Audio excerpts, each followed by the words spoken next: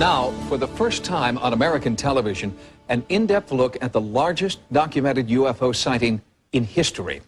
Every week since 1991, thousands of unidentified flying objects have been sighted over Mexico City. And there are people who believe this is just the beginning of an alien invasion predicted more than 3,000 years ago. The sightings began on July 11th, 1991. On that day, there was a total eclipse of the sun. One of the best places in the world to view the eclipse was Mexico City. And for the first time, because of the home video revolution, thousands of people pointed their video cameras to the skies. Exactly at the time of the full solar eclipse, a disc-shaped craft appears over the city, hovers for over 30 minutes. 17 people on the ground recorded it on home video. And that's never happened before in the history of ufology.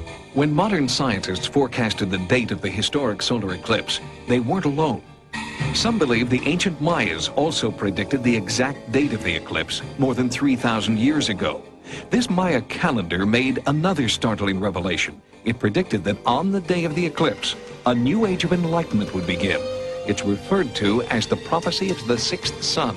The legend of the sixth sun, the new sun, signified by the great eclipse that just occurred, speaks of an opening of knowledge.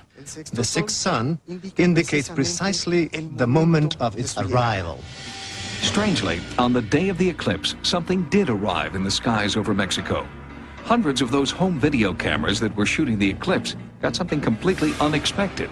UFOs, unidentified flying objects, all videotaped by hundreds of different people. So far, more than 110 home videos have been verified as containing footage of unexplained craft. It may sound difficult to believe in a city with almost 20 million people that practically every afternoon you can see a UFO. Jaime Mason is one of the most respected television journalists in Mexico City today, hosting a Mexican version of 60 Minutes. Mason calls himself a former skeptic. During the last year, thousands, and I would say hundreds of thousands of people have witnessed UFOs. What I feel is important as an investigative reporter is the fact that the evidence presented was never questioned. The credibility of the witnesses was attacked, not the proof that they presented. People from all walks of life videotaped wave after wave of UFOs hovering in the sky. Sightings has obtained the exclusive U.S. rights to these historic tapes.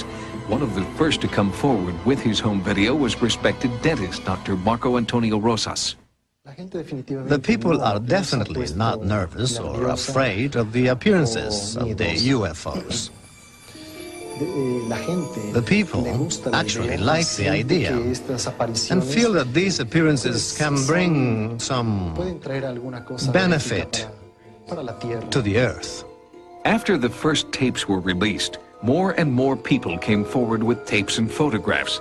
Just outside Mexico City, in the town of Atlisco, the police chief revealed that he had photographs he could not explain. The chief had been trying to take surveillance photographs of a drug smuggler's plane, but when the photos were developed, a startling image was revealed. And I said, "What is this?" I got upset. I threw the photographer out. I told him this was of no use to my investigation. I showed it to my assistant in the office. I said, "Look what this guy brought me."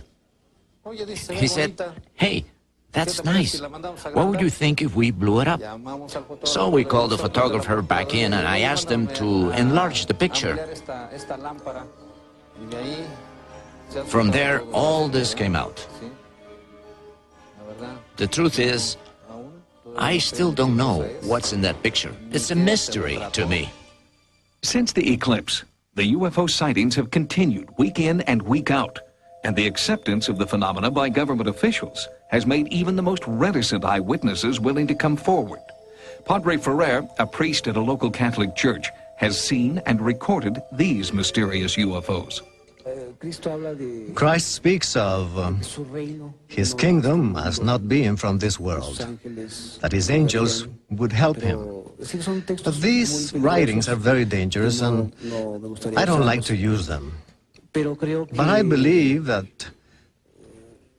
There is a possibility. I believe there are a lot of possibilities. I came out to take a video of that pine tree against the light. When I came up, I saw the light appear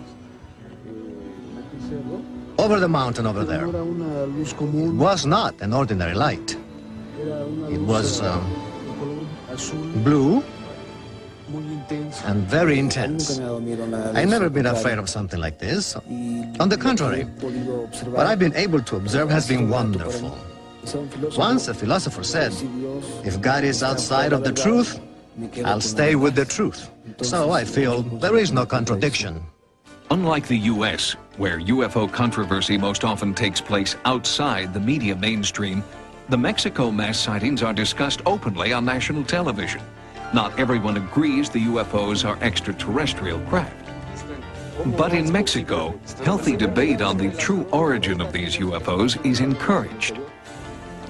So, to rule out the possibility that these UFOs are conventional aircraft or an organized hoax, we had our videotape footage analyzed by David FRONING, retired chief scientist at a major aerospace firm. As far as the pictures of in-flight videos, this is about as good as I've seen. They demonstrate a field propulsion and technology that's far beyond anything that I'm aware of that we have today.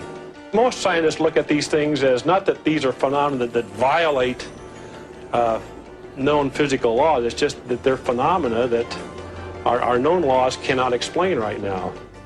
If these craft do defy the laws of physics as we know them, could they be alien spacecraft? Do they portend a visitation by an enlightened civilization, as some believe? Since our investigation, the sightings have gained international notoriety. 2 crews from Japan and a European team are there now. We'll keep you updated on their findings. Coming up next, a special sightings UFO update. One of our viewers captures startling footage of a UFO from his backyard in Southern California. The unprecedented documentation of sightings in Mexico demonstrates that home video cameras are revolutionizing the study of UFOs. Just recently, one of our viewers captured a UFO on tape and immediately sent it to us. But when we first seen it, it was towards that area over here to the west, and it was moving real slowly, hovering and stopping, hovering, stopping. When it got to about this area here, it just zoomed that way real fast. And it stopped and just started blinking on and off. The ROSAS family was enjoying an evening swim at their home in Fontana, California, when this UFO appeared to hover over them for about 4 minutes. Look, it's moving fast now, isn't it? It has 4 spots, Grandpa. Look at. Santos Rosas describes the object as a glowing orange, square-shaped craft. There's no way it could have been a helicopter or an airplane because it didn't have no strobe lights on it, and it didn't make no noise. To me, it was a UFO. There was no jet. It wasn't a helicopter. I know that. Well, we were stunned because we'd never seen anything like this before. And all my grandsons and my daughter and my wife, they couldn't believe it. I couldn't believe it. I still don't believe it. Is this light a UFO? The Fontana Police Department couldn't explain it, and a call to military bases operating in the area would not identify this sighting as a military craft. If you've videotaped what you believe to be a UFO, or if you've had any type of